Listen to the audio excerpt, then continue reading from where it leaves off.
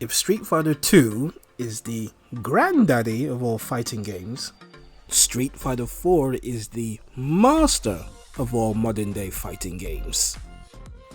The road to Street Fighter 4 takes a little detour, and that journey starts right here. It had been nearly a decade since there was an out-and-out Street Fighter game, with Street Fighter 3 Third Strike being the last full-fledged Street Fighter game. Street Fighter ruled the fighting game genre in the 90s, and with the success of the Street Fighter 2 series, Capcom were on a mission to get as much out of the franchise as possible, with everybody and their grandmother expecting Street Fighter 3 to follow suit right after the 2 series had finished. Well, it turned out that there was still plenty more in between to come. Street Fighter Alpha made its way onto arcades and consoles in 1995, and it breathed new life into the franchise. The look, feel and art style felt similar to other Capcom Fighters being released in that time frame, with Darkstalkers and X-Men Children of the Atom coming to mind. When I first saw this, I was slightly baffled as to why it was called Alpha and not Street Fighter 3, until I discovered that it was seen as a prequel to the Street Fighter 2 series and not a direct out-and-out sequel. 2 more follow-ups came in this series, with Alpha 2 and Alpha 3, which expanded the Street Fighter universe with characters from the first Street Fighter game as well as the 2 series and other Capcom fighting games. And in the process, this created the massive Street Fighter world with different characters and interconnecting stories. The Alpha series in itself is a whole other topic for another video. Street Fighter 3 finally came along in 1997 with an all-new roster. Ken and Ryu, the only survivors from the previous Street Fighter 2 games. Then, as Capcom, as they usually do, released 2 more versions of this game in Street Fighter 3 Second Impact and Street Fighter 3 Third Strike. The art style and gameplay mechanics were unlike previous Street Fighter games, and they weren't quite the immediate hit with fans who had been used to the Street Fighter 2 and the Alpha series. After the 3 series, Capcom took a break and left the Street Fighter franchise alone. Yes, you still had the Versus games with both Marvel and SNK, but as a whole, Street Fighter as a series was on hiatus.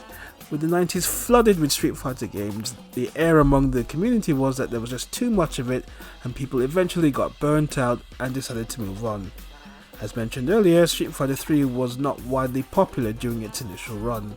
It would, however, grow in popularity over time, and with no imminent Street Fighter releases, it had plenty of room to breathe and become a legendary fighting game in its own right, and became a great addition to the Street Fighter franchise, especially with moments like this cementing its status.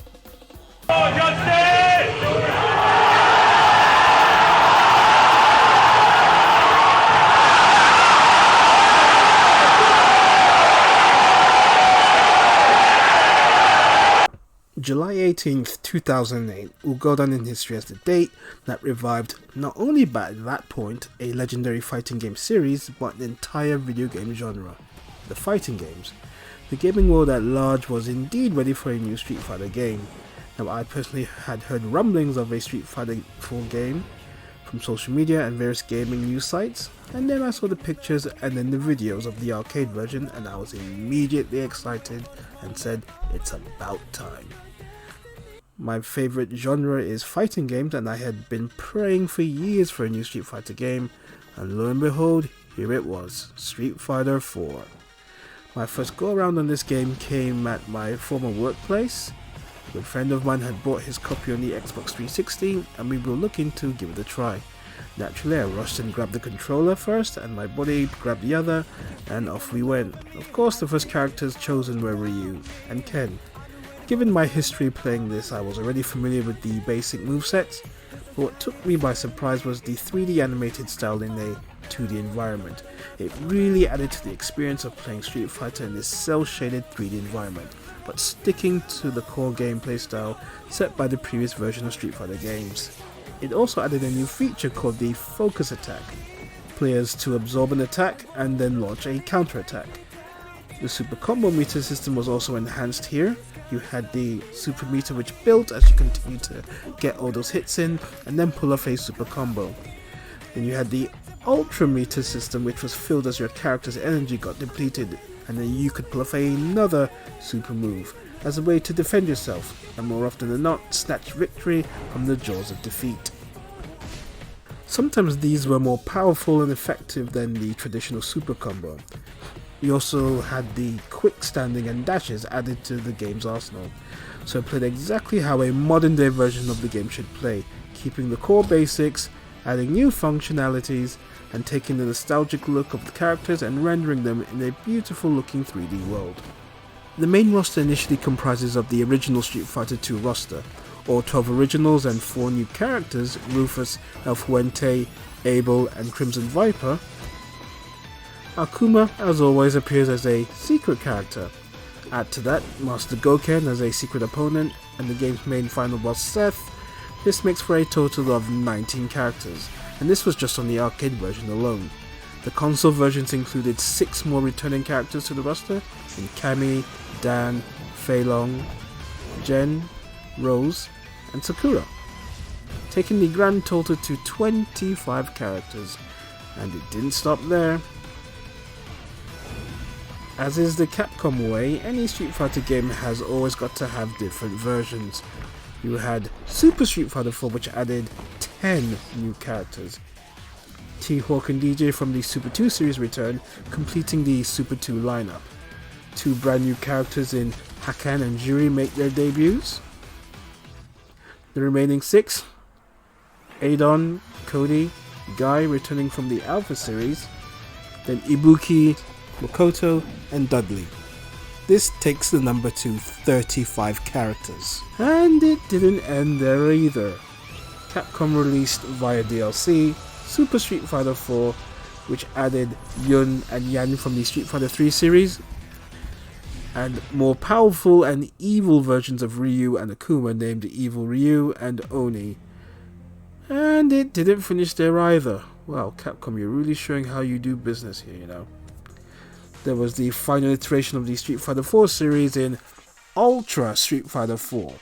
5 more new characters added to the roster: Hugo, Elena, Poison, Rolento, and DiCapri, taking the final grand total of characters to 44, the second largest roster in Street Fighter history.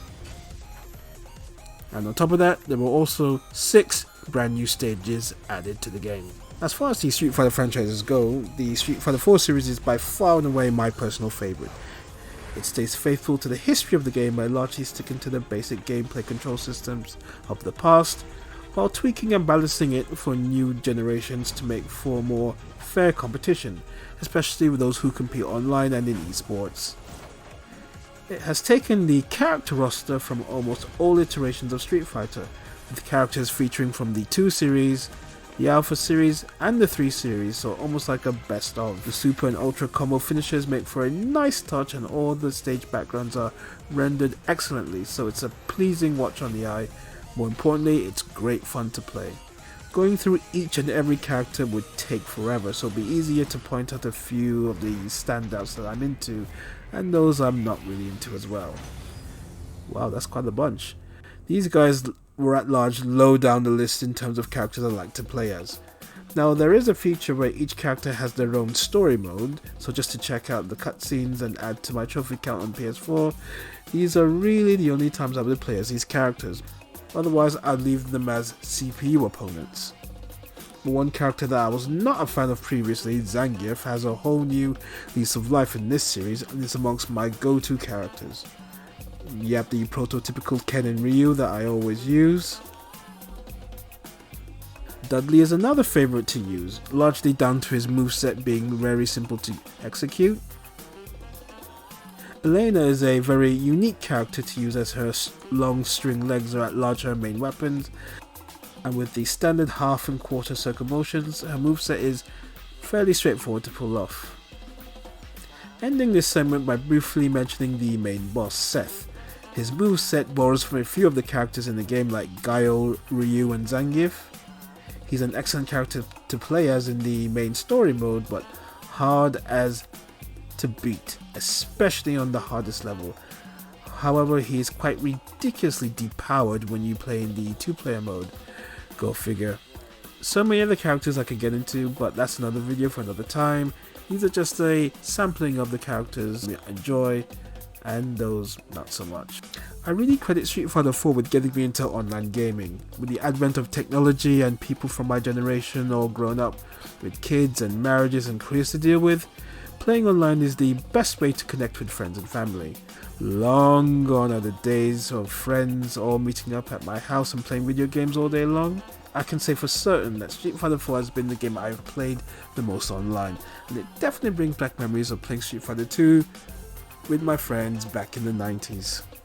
Street Fighter 4 seemed to reinvigorate the beat-em-up genre, and when it launched in 2008, Street Fighter 2 inspired its rivals and alternatives like King of Fighters and Mortal Kombat, Killer Instinct and others to enter the frame with all their historical libraries, and now, with Street Fighter 4 coming out, there was a renaissance in fighting games, with the aforementioned titles creating new games and adding to their already vast libraries. Once again showing how influential Street Fighter was, and still is to this day, within the gaming industry. Capcom, not quite content with the Street Fighter 4 series, went on to release Street Fighter 5. And whilst that ended up being a very good fighting game and a good addition to the Street Fighter legacy, it had its fair share of ups and downs, and that's another future topic here to cover on Smugface.